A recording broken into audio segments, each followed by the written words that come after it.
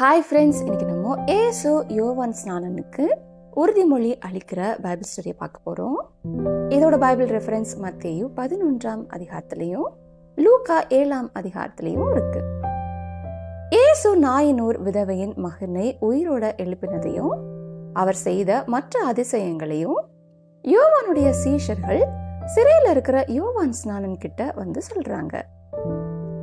ஏரோது Antipas அவரோட சகோதரன் மனைவியான ஏரோதியாளை தவறான முறையில திருமணம் செய்ததை எதிர்த்ததால ஏரோது ஆன்டிபாஸ் யோவானை சிறையில் அடைத்திருந்தார்.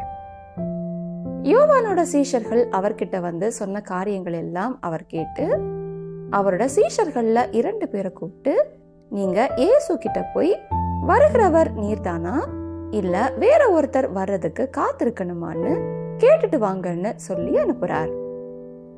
ஃப்ரெண்ட்ஸ், இதே யோவான் தான் இயேசுவுக்கு ஞானஸ்நானம் கொடுத்து, இதோ உலகத்தின் பாவத்தை சுமந்து தீர்க்கிற தேவ ஆட்டுக்குட்டின்னு இயேசுவை குறித்து சொல்லி, இயேசுதான் மேசியானோ, இயேசுதான் இந்த உலகத்தை நியாயம் தீர்க்க போகிறாருன்னோ ஜனங்களுக்கு அடையாளப்படுத்தினார்.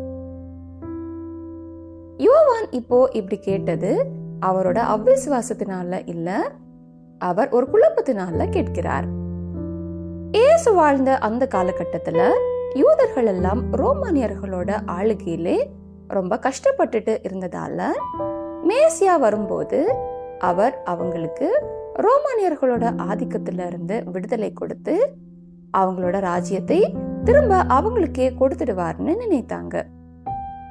அதனால யூதர்கள் எல்லாம் மேசியாவின் வருகைக்காக ரொம்ப எதிர்பார்த்து காத்துட்டு இருந்தாங்க. ஒருவேளை யோவானும் கூட இயேசுவோட ஊழியத்தை தவறாக புரிந்திருக்கலாம். அதோட யோவானும் இப்போ சிறையில இருக்கிறார். இயேசு குறைந்தபட்சம் சிறையில இருக்கிற அவருக்காவது ஒரு விடுதலையை கொடுத்திருப்பார் என்கிற குழப்பத்துலதான் அவரோட சீஷர்களை இயேசு கிட்ட அனுப்புறார். இயேசு யோவானோட சீஷர்களை பார்த்து, நீங்க கேட்கிறதையும் பாக்குறதையும் யோவான் கிட்ட போய் சொல்லுங்க. குருடர் பார்வை அடைகிறார்கள், சப்பானிகள் நடக்கிறார்கள், குஷ்டரோகிகள் சுத்தமாகிறார்கள், செவிடர் கேட்கிறார்கள், மரித்தோர் எழுந்திருக்கிறார்கள், தரித்திரருக்கு சுவிசேஷம் பிரசங்கிக்கப்படுகிறது அப்படின்னு ஏசாயா 29ஆம் அதிகாரம் 18-19 வசனங்களில் சொல்லப்பட்டிருக்கிற மேசியாவை குறித்த அடையாளங்களை யோவானோட சீஷர்களுக்கு சொல்லி, என்னிடத்தில் இடரல் அடையாதிருக்கிறவன் எவனோ அவன் பாக்கியவான்னு சொல்றார்.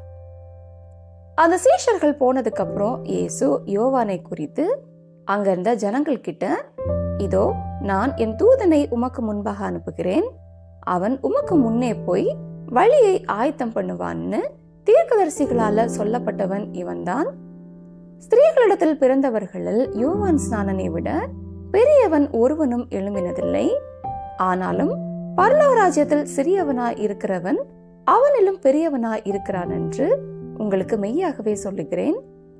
நியாயப்பிரமாணமும் தீர்க்கதரிசிகள் யாவரும் யோவான் வரைக்கும் தீர்க்க தரிசனம் உரைத்ததுண்டு. நீங்கள் ஏற்றுக்கொள்ள மனதார்ந்தால் வருகிறவனாகிய எலியா இவன்தான். கேட்கிறதற்கு காதுள்ளவன் கேட்க கடவன்னு சொல்றார். ஃப்ரெண்ட்ஸ், பழைய ஏற்பாட்டு தீர்க்கதரிசிகள் எல்லாம் மேசியா வரப்போகிறார்னு மேசியாவை குறித்து தீர்க்க தரிசனம் சொன்னாங்க.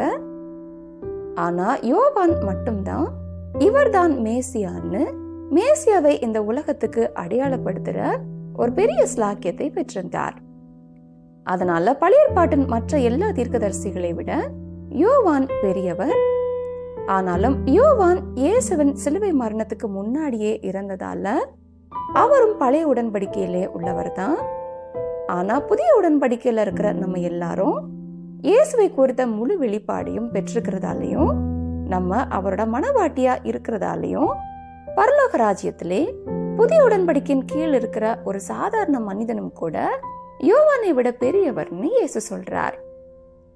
அதோட மல்கியா 4ஆவது அதிகாரம் 5ஆவது வசனத்துல, இதோ கர்த்தருடைய பெரிதும் பயங்கரமான நாள் வர்றதுக்கு முன்னே நான் உங்களிடத்திற்கு எலியா தீர்க்கதரிசியை அனுப்புகிறேன்னு சொல்லப்பட்டிருக்கு. இங்க சொல்லப்பட்டிருக்கிற எலியாவை இயேசு யோவான்னு ஜனங்களுக்கு அடையாளப்படுத்துறார். அதாவது எலியா மறுபடியும் பிறந்து வரல, யோவான் எலியாவின் அதே ஆவியையும் வல்லமையையும் உடையவர்னு இயேசு ஜனங்களுக்கு விளக்குகிறார். ஓகே ஃப்ரெண்ட்ஸ், மீண்டும் அடுத்த பைபிள் ஸ்டோரியில் சந்திக்கலாம். Bye friends.